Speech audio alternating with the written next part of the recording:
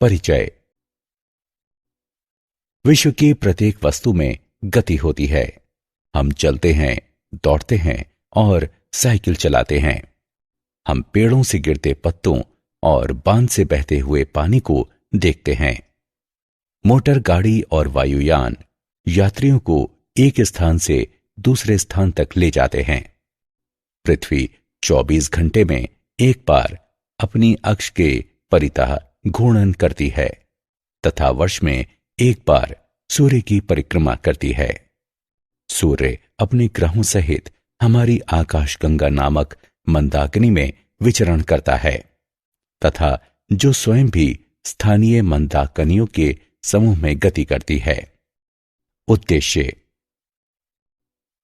इस पाठ के अंत में आप निम्न करने में सक्षम हो जाएंगे: यांत्रिकी और इसके वर्गीकरण को समझना, स्थैतिकी और गतिकी में भेद करना, विरामावस्था और गति के बीच विभेद करना, सापेक्षिक गति को समझना, गति के प्रकार समझना, बिंदु, द्रव्यमान वस्तु और निर्देश तंत्र को परिभाषित करना, पथ लंबाई और विस्थापन के बीच विभेद करना, वेग और चाल में विभेद करना, यांत्रिकी और इसके वर्गीकरण।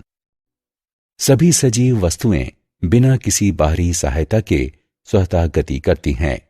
जंतु एक स्थान से दूसरे स्थान तक गति करते हैं या वे अपने शरीर के विभिन्न भागों को घुमाते हैं। भौतिकी की शाखा जो भौतिक वस्तुओं की गति का अध्ययन करती है उसे यांत्रिकी कहते हैं। यांत्रिकी को मोटे तौर पर दो रूपों में वर्गीकृत किया गया है: स्थैतिकी और गतिकी। स्थैतिकी एवं गतिकी। स्थैतिकी यांत्रिकी की वो शाखा जो उन वस्तुओं का अध्ययन करती है जो विरामावस्था में हैं, स्थैतिकी कहलाती है। ये साम्य अवस्था में कार्य करने वाले बलों के प्रभाव में वस्तुओं की गति का अध्ययन है। समय एक महत्वपूर्ण भूमिका निभाता है। गतिकी यांत्रिकी की वो शाखा जो गतिशील वस्तुओं और उनकी गति के कारकों का अध्ययन करती है उसे गतिकी कहते हैं। बल गति का कारण होता है। समय इसमें भी एक महत्वपूर्ण भूमिका निभाता है। विरामावस्था एवं गति। विरामावस्था। कोई वस्तु यदि समय और अपने परिवेश के सापेक्ष अपना स्थान परिवर्तन नहीं करती तो इसे विरामावस्था में होना कहते हैं। जब किताब मेज पर पड़ी होती है या कोई व्यक्ति कुर्सी पर बैठा होता है तो वो विरामावस्था में होता है। गति। यदि एक वस्तु समय और अपने परिवेश के सापेक्ष स्थान परिवर्तित करती है तो इसे उसका गति में होना कहते हैं। हवा में उड़ती चिड़िया, पानी में तैरता जलयान गति के उदाहरण हैं। विरामावस्था और गति सापेक्षिक होते हैं।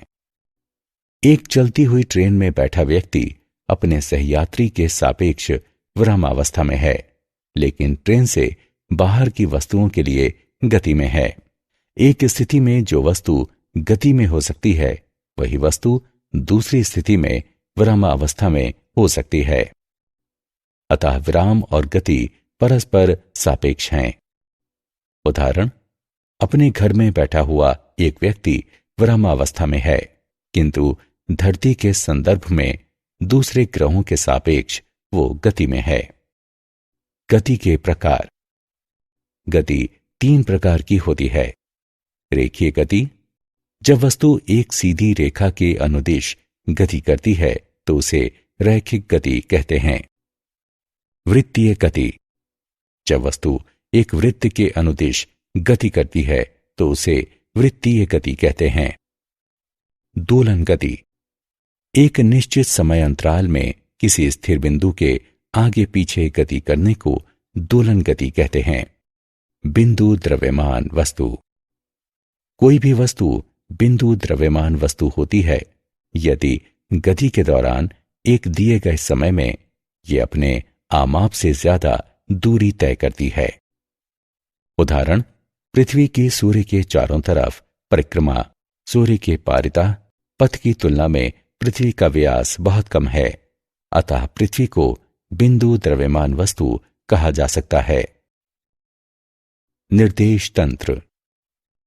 निर्देशांक अक्षों यानी परस्पर समकोण बनाती तीन रेखाएं उसकी एक अवस्था जो कि एक प्रेक्षक यानी मूल बिंदु से संबद्ध हो और जिसके सापेक्ष कोई प्रेक्षक किसी गतिशील वस्तु की स्थिति, विस्थापन, वेग, त्वरण इत्यादि बता सके।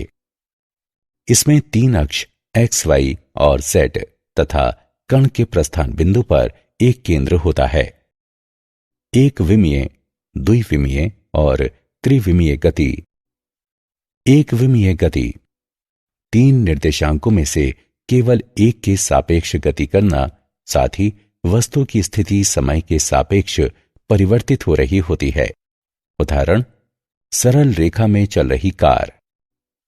द्विविमीय गति तीन निर्देशांकों में दो के सापेक्ष वस्तु की गति, साथ ही वस्तु की स्थिति समय के सापेक्ष परिवर्तित हो रही होती है।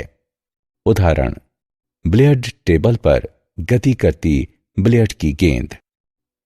त्रिविमीय गति तीनों निर्देशांकों के सापेक्ष गति, साथ ही वस्तु की स्थिति समय के सापेक्ष परिवर्तित होती है। उदाहरण, हवा में उड़ती हुई पतंग। पथ लंबाई और विस्थापन के बीच अंतर। संपूर्ण पथ लंबाई किसी वस्तु द्वारा दिए गए समय में की गई गति के दौरान तय की गई वास्तविक दूरी होती है। ये शून्य नहीं हो सकती। ये एक अदिश राशि होती है। विस्थापन एक निश्चित दिशा में समान समय में वस्तु की दो स्थितियों के बीच की न्यूनतम दूरी को विस्थापन कहते हैं। ये शून्य हो सकती है। ये सदिश राशि है। चाल किसी वस्तु की गति उसके द्वारा तय की गई कुल पथ लंबाई और लिए गए समय के अनुपात के रूप में परिभाषित की जाती है। चाल बराबर पथ घटा लंबाई बटे समय अंतराल। ये अदिश राशि है। इसका एसआई मात्रक मीटर प्रति सेकंड है। इसका विमीय सूत्र निम्न है। एक समान चाल और असमान चाल। एक समान चाल जब कोई वस्तु समान समय में समान दूरी तय करती है तो उसकी चाल को एक समान चाल कहते हैं। असमान चाल जब कोई वस्तु असमान समय अंतरालों में समान दूरी तय करती है या असमान दूरियां समान समय में तय करती है तो उसकी चाल को असमान चाल कहते हैं। औसत चाल और तात्क्षणिक चाल। औसत चाल किसी वस्तु द्वारा तय की गई कुल दूरी और लिए गए कुल समय के अनुपात को औसत चाल कहते हैं। औसत चाल बराबर संपूर्ण पथ लंबाई बटे संपूर्ण समयावधि। तात्क्षणिक चाल समय अंतराल डेल्टा टी में किसी वस्तु की चाल को तात्क्षणिक चाल कहते हैं। वेग और इसके प्रकार। वेग किसी वस्तु का वेग वस्तु के विस्थापन और विस्थापन में उसके द्वारा लिए गए समय के अनुपात के रूप में परिभाषित किया जाता है। वेग बराबर विस्थापन बटे समयावधि। ये एक सदिश राशि है। इसका एसआई मात्रक मीटर प्रति सेकंड है। इसका विमीय सूत्र निम्न है। एक समान वेग जब कोई वस्तु समान समय में समान दूरी तय करती है तो उसके वेग को एक समान वेग कहते हैं। असमान वेग जब कोई वस्तु असमान समय अंतरालों में समान दूरी तय करती है या असमान दूरियां समान समय में तय करती है तो इसे असमान वेग कहते हैं। गति का ग्राफीय निरूपण। दूरी समय ग्राफ। दूरी समय ग्राफ से हमें चाल प्राप्त होती है। दूरी समय ग्राफ की प्रवणता से हमें चाल प्रदान करता है। 1. यदि दूरी समय ग्राफ एक सीधी रेखा है तो चाल एक समान है। 2. यदि दूरी समय ग्राफ एक वक्र रेखा है तो चाल असमान है। क्या आप जानते हैं ब्रह्मांड में गति को यांत्रिकी के दो प्रत्यक्षता परस्पर विरोधी सिद्धांतों के समुच्चय से वर्णित किया जाता है। ब्रह्मांड की सभी बड़े और ज्ञात वस्तुओं की गति, जैसे प्रक्षेप्य, ग्रह, कोशिकाएं और मनुष्य का वर्णन क्लासिक यांत्रिकी द्वारा किया जाता है। बहुत छोटे परमाणविक और उप परमाणविक आकार की वस्तुओं का वर्णन क्वांटम यांत्रिकी द्वारा किया जाता है। सारांश। आइए हमने जो कुछ सीखा है उसे संक्षेप में दोहराएं। स्थान में परिवर्तन को गति कहते हैं, दूरी के सापेक्ष गति को चाल कहते हैं और विस्थापन के सापेक्ष गति को वेग कहते हैं। गति सतत या परिवर्तनीय वेग के अनुरूप क्रमशः एक समान या असमान हो सकती है। दूरी या विस्थापन के परिवर्तन की दर हमेशा क्रमशः चाल या वेग प्रदान करती है।